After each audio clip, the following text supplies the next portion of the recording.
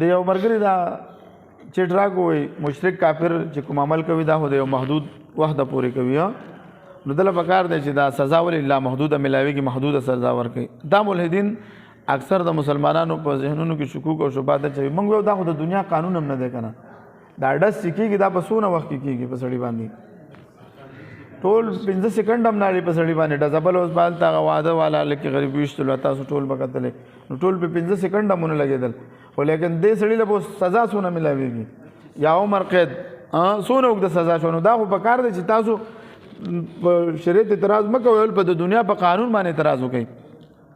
د دوی دا نظریه چې دا جرم د اغلا په څونه وخت کې کېږي یو ډاکو چې په کور باندې ورشي ټول ګنټه هم پې نالي د کور نه ټوله سرمایه یوسي دا چې بیا ګیر شي دله څونه سزا میلاویږي ډېره زیاته. نو دا خو د دنیا هم قانون دی چې سزا څومره جرم په لږ وخت کې کېږي خو سزا یې صحیح ډېری. بل د ده نه وروسته بله دا خبره ده بله دا خبره ده په دې کې چې د الله رب العزت په علم کې ده که دا مشرک تر د ابد الاباده پورې څه د ابده پورې دا ژوندی دا به دا ګناه کوي د ده په دې نیت باندې دله همیشه سزا میلاویږي. دویم څه شی شو جواب؟ اول جواب دا شو چې دا جرم خو ډېر لږ وخت کې کېږي په دنیا کې هم سزا اوږدوي. دغه شان ده کې دویم جواب دا شو چې د دې مشرک په زړه کې دا خبره ده چې زه به ابدالاباده پورې څه کومه که تر قیامت هم زه ژوندی یم نو زه به څه کومه زه به هم دا کفر اختیاروم زه به دا شرک اختیاروم په دې وجه باندې کېږي. بل الله رب العزت موږ دا ویلی دي وما ربک بظلام للعبید آیات مبارک داسې دی که نه الله رب العزت د ذرې برابر په چا باندې ظلم نه کوي. د انسان ته چې سزا میلاویږي جزا میلاویږي دا د څه جزاء بما کانوا یعملون.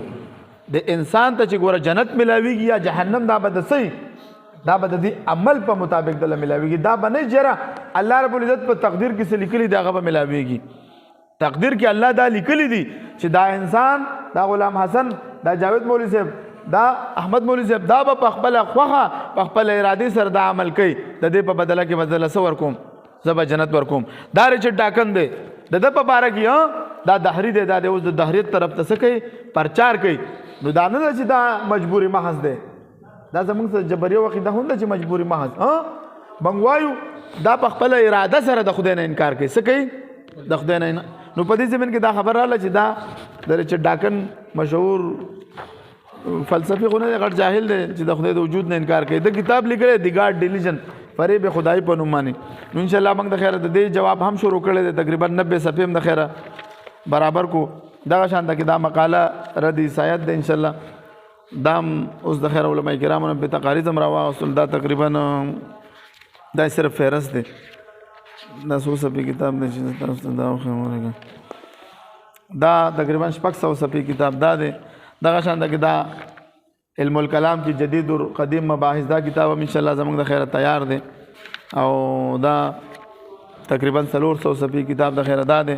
دا 20-60 دا غټ دغه والا چې دی بعضې کتابونو کې دی کې مختلف قسمونه یې که نه دا کم چې غټ دغه سایز دی دا 20-60 دی د نه بلکې غټ کتاب بیا نشته دی دا کمپوزنګ چیز د کوئ. دا بل کتاب دی زموږ فلسفه قدیم اور جدید کې اقوال میں تصور خدا په دې کې موږ د ټولو فلسفو اقوال لاغسي د یو مسلمان فلسفي قول ما روانه غسو مې سبات زمنګ د علاقو دهریان موږ ته وی چیرته او د مسلمانانو فلسفو قول لاغسي په دې کې ټول څه شي دي ټول غیر مذهبي فلسفه دي ټول انګريزانو فلسفه او اقوال په کې موږ راغسي د ارسطو او د افلاطون نواله تر د سټیفن هاکینګ د نیوټن پورې د آینشټاین د ټول اقوال په کې موږ راغسي دي. دا 400 کتاب دی. دا مقاله رد یهودیت دی دام بهترین کتاب دی. دې کې ما د ټولو کتابونو د دوی عهدنامه قدیم کې 9 کتابونه 150 کتابونه د دوی وایي چې دا تورات دی.